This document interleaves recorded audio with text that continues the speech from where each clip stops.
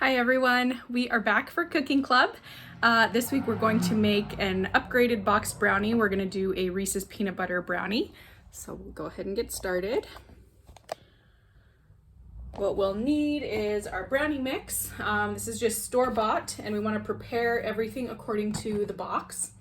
Then we'll need our vegetable oil. It calls for 1/3 of a cup. And some brownie mixes are a little bit different. So what I'm sending you will be this, but if you make this again, in the future, you're going to use whatever ingredients and measurements the back of the box calls for. This one calls for 1 egg, some boxes call for 2, so just be aware of that if you go to make this on your own. And then we need a 1/3 cup of vegetable oil and a 1/4 cup of water. And then what we're going to do to kind of upgrade this is we're going to use Reese's peanut butter cups that we're going to chop, and then we will be adding a peanut butter frosting to the top. So we'll go ahead and get started. A couple things you'll need is a mixing bowl. You want your prepared dish that's been greased really well. If you have a hand mixer, that's really helpful, but you don't need it. You can also just use a whisk. It's just gonna get kind of tough once you get to the end. Measuring cups and your egg and vegetable oil. That should be it. So you can grab a cutting board or a paper plate. Make sure that you've unwrapped all your Reese's, and we are just going to start by what we've done before. So I can angle you down a little bit more. So we'll start here, and then I like to put my hand up here on the top. Make sure you don't get fingers underneath. And then we'll just go about chopping like what we did with the garlic, and I think a couple other things we've done over the course of the school year. So we'll start here.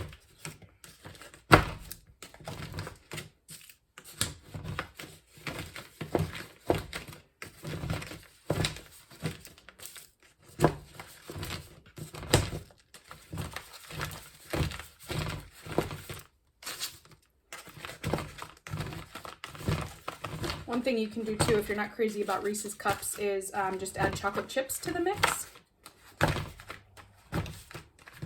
That makes them extra gooey as well.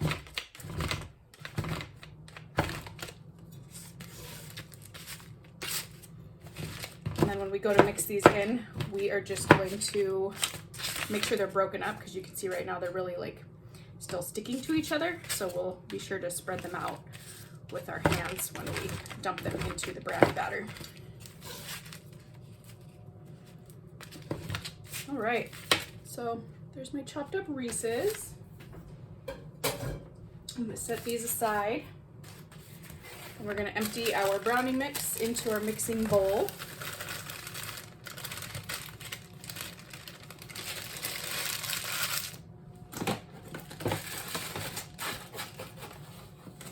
One thing too, also to note, preheat your oven to 350. I'm using a glass pan, but there are different instructions on the back of each box. It says 350 for shiny metal or glass, or 325 for non-stick. So if you're not using a glass Pyrex type dish and you're using a non-stick, then you're gonna wanna only heat to 325. So it depends on the dish that you're using. My instructions as far as like what we're adding in is the only thing that changes, but we do want to cook the brownies exactly according to the box. So 350 for me, and then if you're using a non-stick, you can ask the adult in your household what kind of pan you're using if you're unsure, and they'll be able to tell you. So we're following this on the box. Next thing, it calls for 1/3 of a cup of vegetable oil.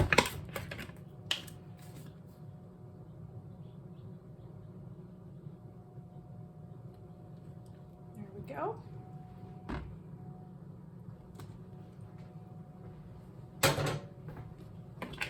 And a 1/4 cup of water.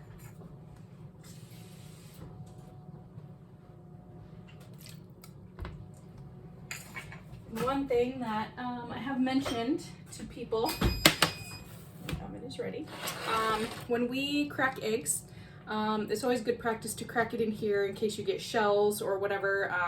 You know, eggs are can be unpredictable. So I like to crack in a separate bowl, and then we'll go ahead and break it up and add it in.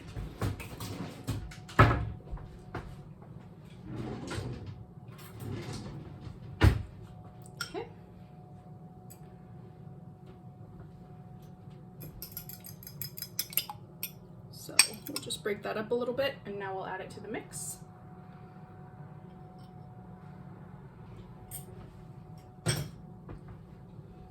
Right, so I'm gonna move over. My cord doesn't quite reach all the way over, so I'm just gonna take this over really quick and mix it with my hand mixer.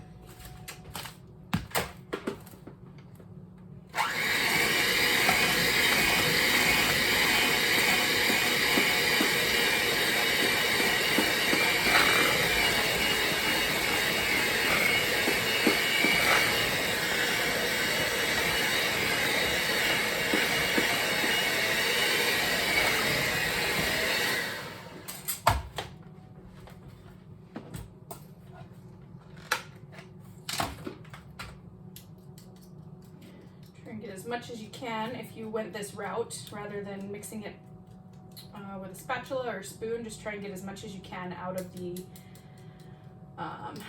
little mixer whisks. Okay.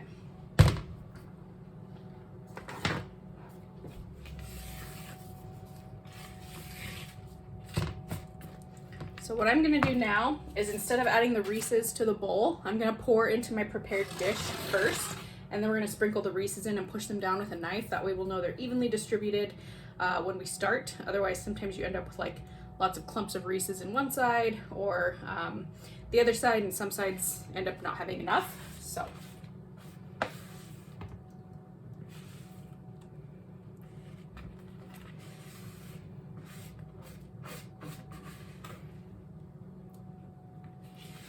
And another thing to note, when we are mixing things like cakes and breads and brownies, cookies, what have you, you don't want to overmix because it makes the dough really kind of tough, or the batter, I should say.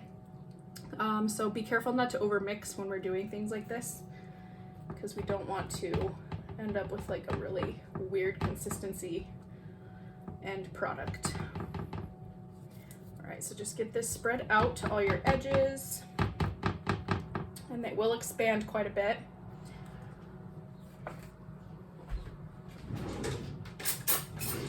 So now, as I said, we're gonna just kind of take these and sprinkle them, make sure that peanut butter is not sticking together. So we're gonna just try to evenly distribute around the mix. And if you wanted to even leave it on top, that is cool too. I'm gonna push mine down so that it's inside the brownie, but some of them I'll leave on the surface. We've talked before about upgrading boxed brownies. So this is another variation. I told you about the cream cheese one. I really like to do that one, or like the cheesecake mixture. And then just swirling in peanut butter is also really delicious. Assuming you don't have an allergy, of course. But everyone in our club should be okay with these ingredients this week.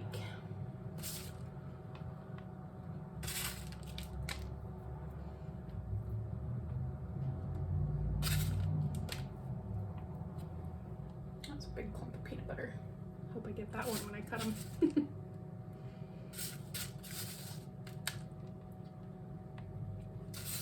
One other addition you could do, if you didn't want to add the peanut butter frosting like what we're going to do at the end, you can just swirl in, like put peanut butter in the microwave for like 10 seconds or so, and then get it a little bit melty, and then you could swirl it in the batter and then put in your Reese's, and then you've got peanut butter already in your mix. But I will show you the frosting.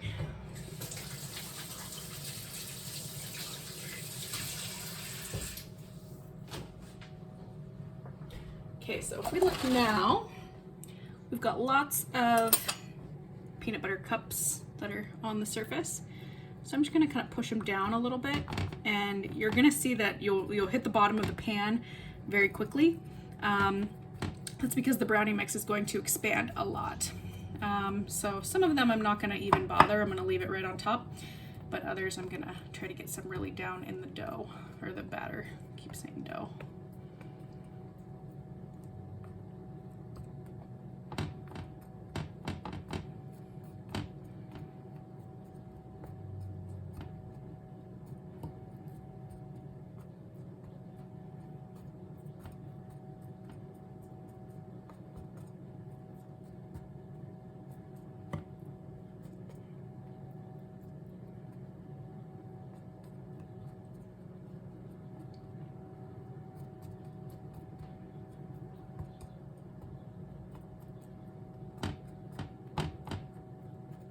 All right, that's looking pretty good for me. So I've got a lot of it pushed down, and then here we go. Now, according to our box, I am using, so pan size 8x8, 9x9, 11x7. If you'll notice the time, I know you can't see, it's reversed on my camera, but the time goes down as you go into a more shallow pan. So 26 to 31 minutes for an 11x7. I'm using a 9x13, so that's even bigger. So what I'm going to do is I'm going to check mine at about 20 minutes, and then I might need to go up to like 25 minutes. We'll just do it by doing the toothpick test as we've practiced before. I will put in the notes the different pan sizes. So if you have an 8x8, great, you'll just have thicker brownies, like a less wide pan, and they'll be shorter and thicker. Mine are going to be skinnier brownies. This is the pan that I grabbed, and it works for me when I do brownies. So I'm gonna shoot for 20 minutes at first, and then I'll probably have to go all the way up to 25, but I just wanna check them to make sure they're not gonna be burned. So I'm popping these in for 20 minutes. If you're also using this size dish, then you can do 20 minutes. Otherwise, use one of the sizes as the box says. So I'll see you back here in about 20. All right, so brownies are baking. What we're going to do is work on the peanut butter frosting. And so we'll make this. We're not gonna spread it on until the brownies have completely cooled. But I like to just make it while we have some wait time. And then I'll just pop it in the fridge while we're waiting for those to cool down. So this is a basic peanut butter frosting. We are going to use 1 1/4 cup of powdered sugar, about 3/4 of a cup of peanut butter. We need 1/2 cup of butter, and if you see, there are measurements on butter typically, so it'll tell you that 8 tablespoons is 1/2 cup, so we need the whole stick. Then we're going to use a teaspoon of vanilla, 1/2 teaspoon of salt, and then roughly a tablespoon of milk. We've done frosting a few times, and as I always tell you, frosting is very, like, sometimes you need to add a little bit more milk, sometimes you need to add a little bit more powdered sugar until you get to that consistency that you like. So we're just gonna roll with it and see what happens. So our butter is not completely melted, but it is, you know, you can see that it's ready enough. You don't want it to be cold, you don't want it to be melted completely, but you will want to get out your hand mixer. If you have a stand mixer in your kitchen, that's something that you could also use.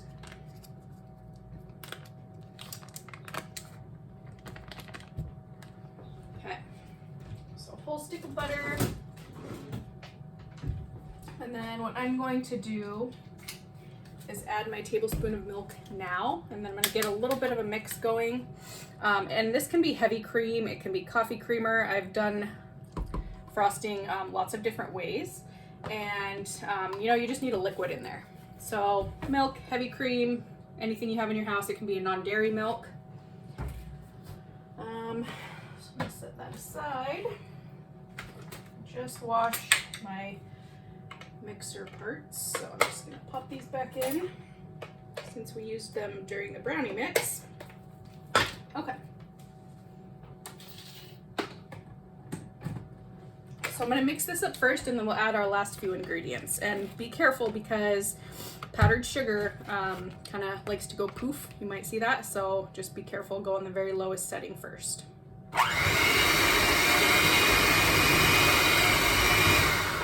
See what I mean? So now I'm gonna get my teaspoon of vanilla in there. It's a little bit more liquid.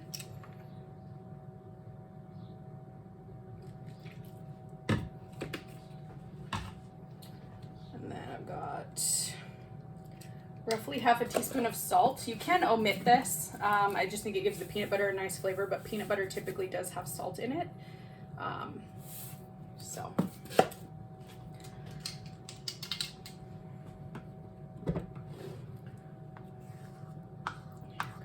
peanut butter.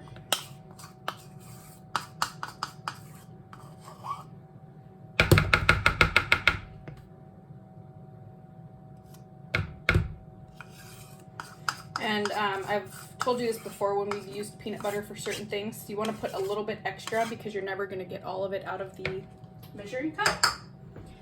So I'm just going to get that off the spoon and then wash my hands real quick.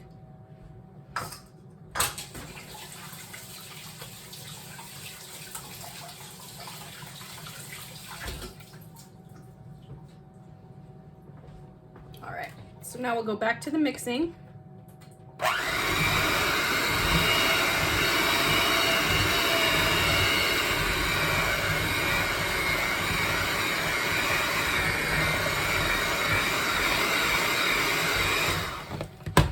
What I'm going to do, whoops, is just, as I said, you can kind of, depending on what consistency you like, I'm just going to add a little bit more liquid at a time. So that wasn't even a full tablespoon that I added.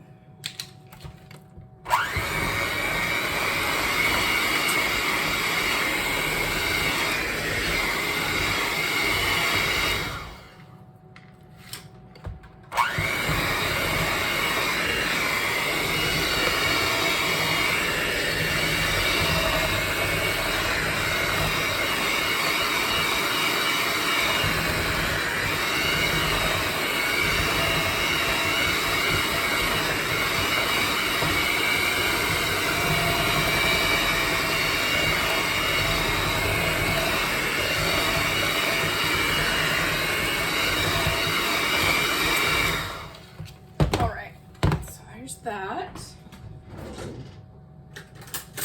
And just grab a spoon and we'll do the taste test.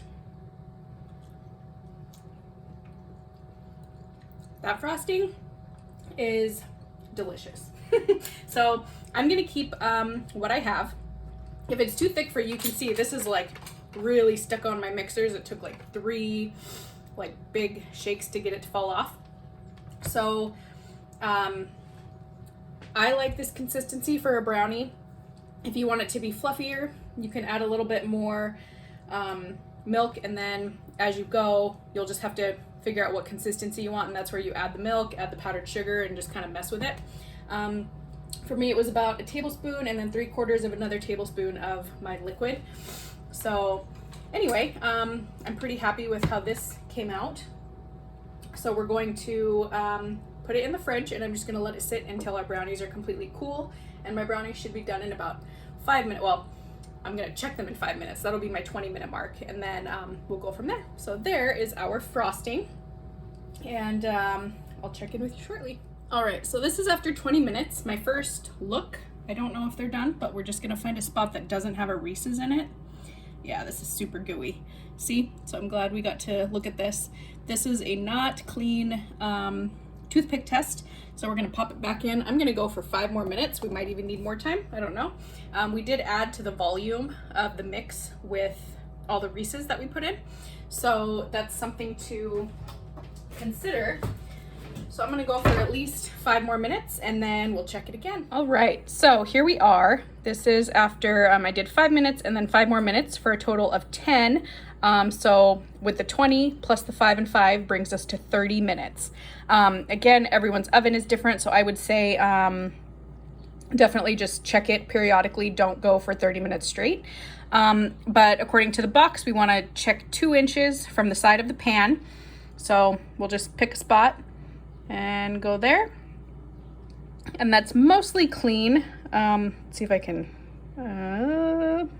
it's kind of, oh, there we go. I don't know if you can see that, but it's mostly clean. I'm not concerned about this because we have this glass pan. When the dishes are hot, they will continue to cook. So we don't want to overdo it because the brownies then will be too hard. So I'm perfectly okay with that. This is what I have while I'm waiting for it to cool. I've got my frosting in the fridge, and we're just gonna wait it out until these cool all the way, and then I'll pop back on to show you what it looks like as a frosted peanut butter brownie. So I will see you in a few hours when this cools, and we'll do the very last step. All right, everyone. So brownies have completely cooled. I pulled this out of the fridge about 30 minutes ago. You want to let your frosting come back to room temperature. There is dairy in this, so you'll want to store them in the fridge when you're done. I'm probably only going to frost about half my tray, like what I did with the cherry cheesecake brownies. I like frosting, but I also like just a plain brownie. So I'm going to just do a partial frost over here. So you're just going to take a big scoop, spread that across. We'll see how much that gives us. And you can do a thin layer or a thick one, whatever your preferences are.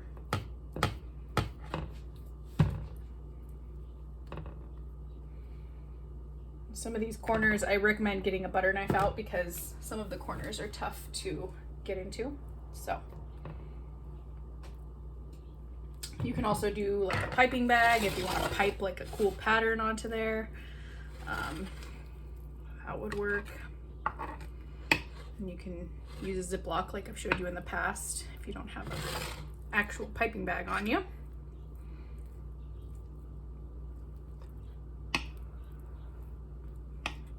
And if you want to test it out and see if you like the frosting or maybe you don't like the frosting, then you can just bag up the rest of this and decide to, oh, I'll frost those later. I do like it with the frosting, you know, but I'm gonna leave mine like this because I just want to have part frosted and part not. So that is everything for the Reese's upgraded boxed brownies. And let me know how yours come out. Let me know if you did anything different. And yeah, I look forward to hearing from you. I'll see you all next week for our last week of Cooking Club. Bye, everyone.